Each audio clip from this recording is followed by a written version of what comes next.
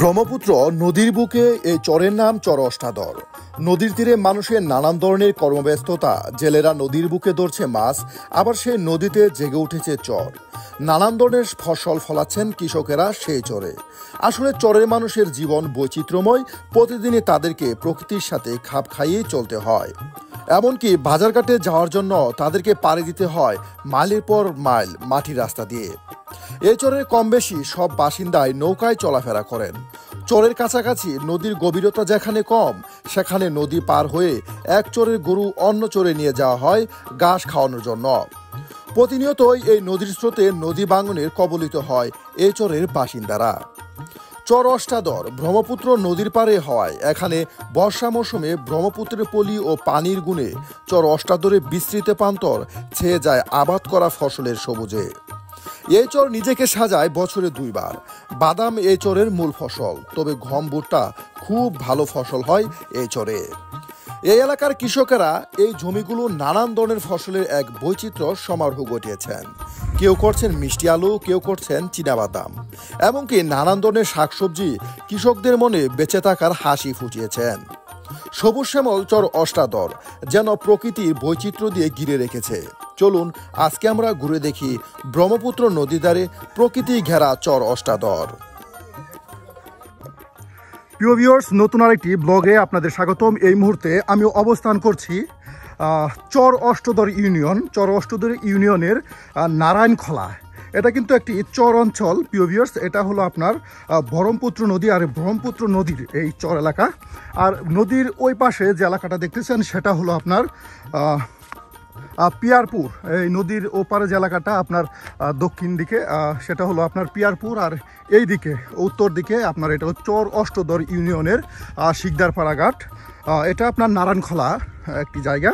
প্রিয় ভিউয়ার্স, আজকে আপনাদেরকে এই চর অষ্টদরের বিশেষ করে নদীর ওপার থেকে এপারে চলে আসে ওই এলাকার লোকগুলো আপনার এই চর অষ্টদরের নারায়ণখলা বাজারে। দেখুন, আপনাদের দেখায় একদম শান্ত নিরিবিলি একটি গ্রাম, একদম ঠিক ব্রহ্মপুত্র নদীর পারে এই গ্রাম গড়ে উঠেছে। দেখুন কত সুন্দর নদীর স্রোত বয়ে যাচ্ছে, আর তার পাশেই কিন্তু এই সুন্দর গ্রাম। এই যে দূরে ছোট্ট ছোট্ট বাড়ি দেখা যাচ্ছে, আপনাদের দেখাই। এই যে দূরে কিন্তু আপনার ছোট্ট ছোট্ট বাড়ি। প্রিয় ভিউয়ার্স, আমরা কিন্তু আপনাদেরকে সবসময় বিভিন্ন জায়গা ঘুরে দেখানোর চেষ্টা করি। আজকে তারই ধারাবাহিকতায় চলে এসেছি আপনার বৃহত্তর শেরপুর জেলার নকলা থানার অবস্থিত চর অষ্টদর ইউনিয়নের নারায়ণখলা শিকদারপাড়া ঘাট। প্রিয় ভিউয়ার্স, আপনারা যারা বাজারঘাট কিংবা গ্রামীণ পরিবেশ দেখতে পছন্দ করেন, তারা অবশ্যই সম্পূর্ণ ভিডিও দেখে জানিয়ে দিবেন আপনার মতামত আমাদের কমেন্ট বক্সে, যেন আমরা আরও সুন্দর সুন্দর এ ধরনের গ্রামীণ প্রকৃতির পাশাপাশি আপনাদেরকে দেখাতে পারি গ্রামীণ বাজার।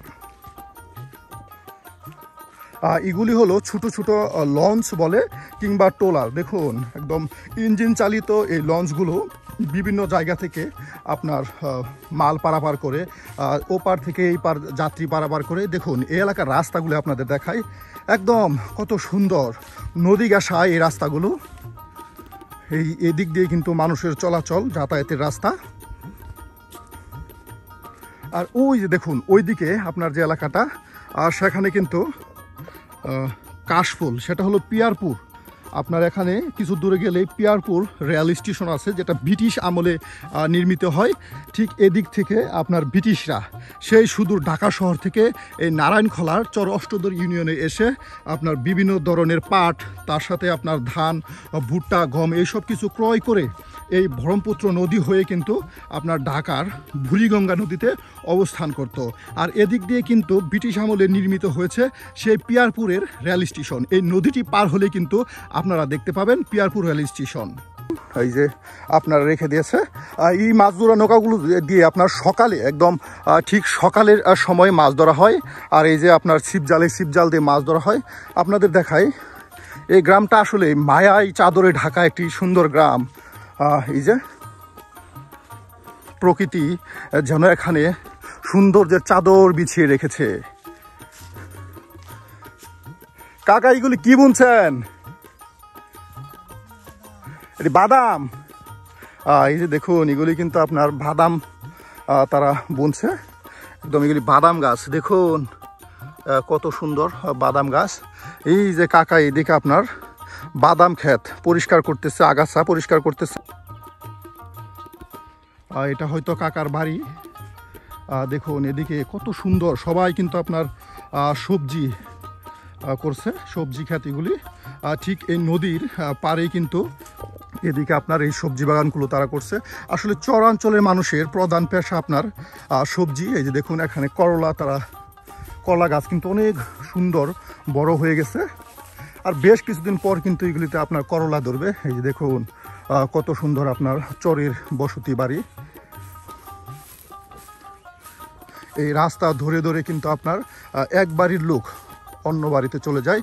এই যে দেখুন দূরে কিন্তু অনেক দূরে দূরে কিন্তু এই ঘরগুলো আপনাদেরকে দেখাচ্ছি। এটা হলো আপনার একদম ব্রহ্মপুত্র নদের সীমানা ঘেঁষা একটি ইউনিয়ন, চর অষ্টধর ইউনিয়ন।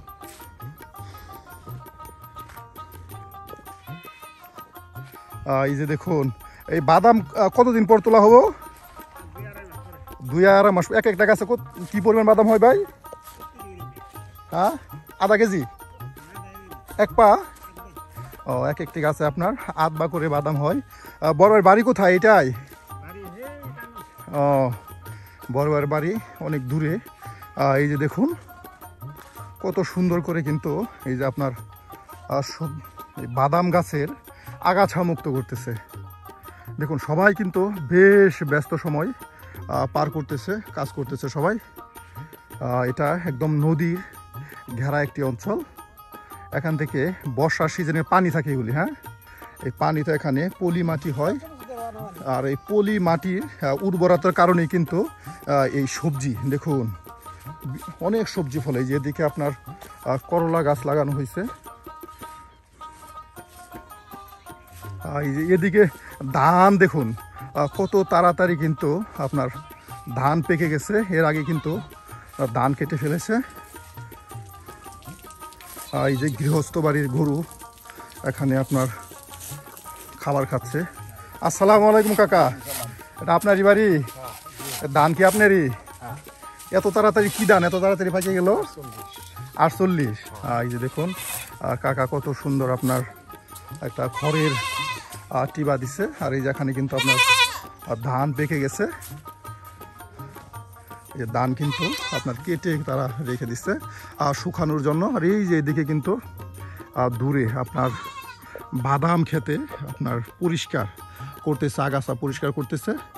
এগুলি সব চোখে দেখুন আপনারা যা দেখতেছেন, এগুলি সব কিন্তু আপনার বিভিন্ন ধরনের বাদাম লাগানো হয়েছে, তার সাথে সবজি করা হয়েছে।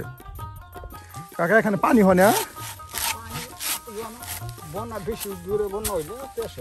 অনেক এইবার হয়েছিল না, এবার পানি উঠে নাই। এবার তো অনেক জায়গায় পানি চলে গেছিল, আপনার এখানে পানি হয় নাই। হ্যাঁ, কাকা তাহলে ভাগ্যবান। এই বছরে আপনার অনেক বন্যা হওয়ার পরেও এগুলো কি গরুর জন্য? এগুলো গরু খাবে বা এগুলো গরুর মুখে আপনার ব্যথা হবে না? এই যে কাকার বাড়ি আপনার দেখুন একদম চরে। এই যে গরুর জন্য কাকা ঘাস কাটতেছে, আর তার সাথে কিন্তু এই যে বাড়ির কাছে কিন্তু হ্যাঁ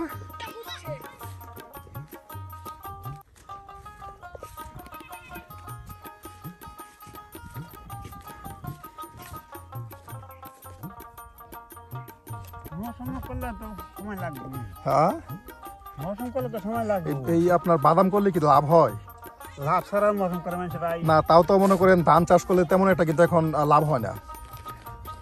মাটি দেখুন কত উর্বর মাটি। হ্যাঁ, দেখুন এই মাটিতে আপনার বীজ রোপণ করার সাথে সাথে কিন্তু আপনার চারা গজে ওঠে। এই যে আপনার সবাই কিন্তু কাজ করতেছে।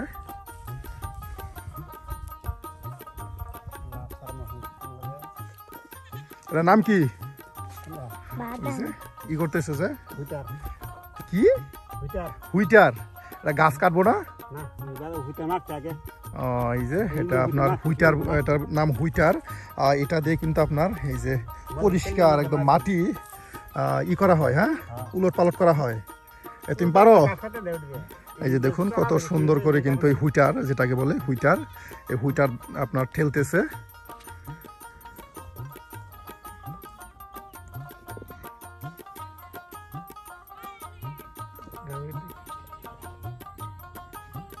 এই যেগুলি আপনার আলু, এই এই গাছগুলোর নিচে আপনার মিষ্টি আলু হয়। এই চর অঞ্চলে কিন্তু আপনার প্রচুর আলুর ফলন। ঠিক এই ব্রহ্মপুত্র নদীর ধারে কিন্তু এভাবে এই যে আলু করা হয়েছে, প্রায় প্রত্যেকটি বাড়ির আঙিনায় কিংবা মাঠে এভাবেই কিন্তু আপনার আলুর চারা লাগানো হয়। আর এরপর কিন্তু এই আলু এই কিছুদিন পরে কিন্তু এই আলুগুলো ওঠানো হবে। দেখুন কত সুন্দর করে কিন্তু মাঠে আপনার আলু চারা লাগানো হয়েছে। আর এখানে আপনার যারা কৃষক তারা কিন্তু এভাবে আপনার সবজি মাঠ থেকে এখন মুখি তোলার সময়, হ্যাঁ এই যে দেখুন সবাই কিন্তু আপনার এই পরন্ত বিকেলে ঠিক সন্ধ্যা ঘনিয়ে আসছে, তখন কিন্তু এই যে মুখি উঠানো হচ্ছে। এই মুখি আপনার এই নারায়ণখোলা বাজারে বিক্রি করেন? ঢাকা চলে যায়। এগুলি আপনার মন কত বিক্রি করেন?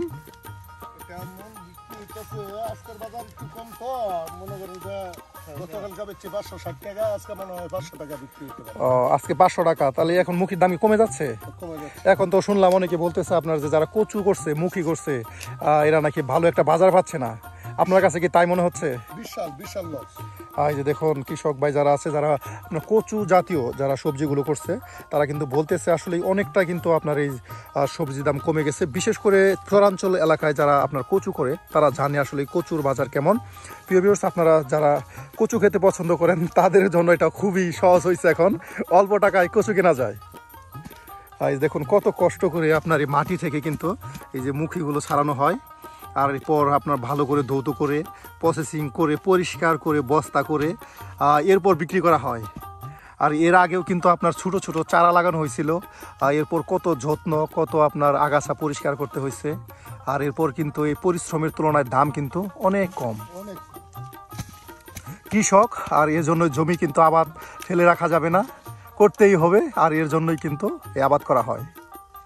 এই যে দেখুন এদিকে কিন্তু একদম কত সুন্দর পরিবেশ এই পরন্ত বিকেলে।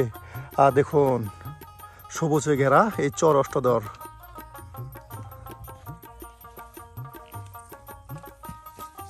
এদিকে দেখুন একদম নৌকাগুলো কিন্তু এই যে শুকনো পানিতে আপনার রয়েছে। আর বেশ কিছুদিন পর একটু সামান্য বৃষ্টি হলেই কিন্তু এই নৌকাগুলো আবার পানিতে বেশি উঠবে। এবং মেরামতের জন্য কিন্তু এই নৌকাগুলো এভাবে ঠিক রেখে দেওয়া হয়। আর দূরে দেখুন এইগুলি আপনার ছোটো আকারের ট্রলার কিংবা লঞ্চ বলা যেতে পারে। আর এদিকে দেখুন এটা এই ঘাট দিয়ে কিন্তু আপনার দূরের মানুষেরা এখানে আপনার যাতায়াত করে। এই ঘাট দিয়ে, ঠিক এই ঘাট দিয়ে কিন্তু তারা যাতায়াত করে। আর এদিকে যেটা দেখতে পাচ্ছেন এটা হলো আপনার মেশিন। আর এই মেশিনে আপনার বালু উত্তোলন করা হয়। এই বালুগুলো আপনার নকলা চলে যায় কিংবা দেশের আনাচে কানাচে যে জায়গাগুলো আপনার সাদা বালু প্রয়োজন সেই অঞ্চলগুলোতে ঠিক এখান থেকে আপনার বালু উত্তোলন করা হয়। এই দূরে কিন্তু দেখা যাচ্ছে, আপনাদের দেখাই, এই দূরে কিন্তু আপনার বালু উত্তোলন করার একটি মেশিন আপনারা দেখতে পাচ্ছেন, অনেক বড় একটি মেশিন। ঠিক এই অঞ্চলটা সম্পূর্ণ এই চর অষ্টদর। এই রয়েছে একটি প্রাচীন ঐতিহ্যবাহী 500 বছরের পুরনো ব্যাট শিমুল গাছ। এই যে শিমুল গাছ দেখুন কত বড় ব্যাট শিমুল গাছ। আপনারা আসলে নারায়ণখোলা বাজার হয়ে এই ব্যাট শিমুল গাছ কিন্তু দেখে যেতে পারেন। এটা কিন্তু অনেক সুন্দর এবং প্রাচীন একটি গাছ, দেখার মতো একটি গাছ। এই দেখুন আপনাদেরকে কিন্তু আমি দেখাচ্ছি এই প্রাচীন গাছ। আমি কিন্তু সবসময় আপনাদেরকে গ্রামীণ ঐতিহ্য তার সাথে সুন্দর সুন্দর গ্রামীণ প্রকৃতিও জিনিসগুলো দেখানোর চেষ্টা করি। এই যে দেখুন কত বড় একটি গাছ।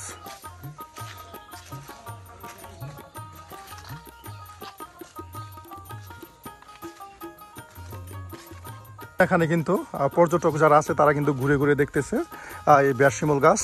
এখানে আপনার শীতের সময় অসংখ্য পর্যটক আসে এই ব্যাটশিমুল গাছ দেখার জন্য।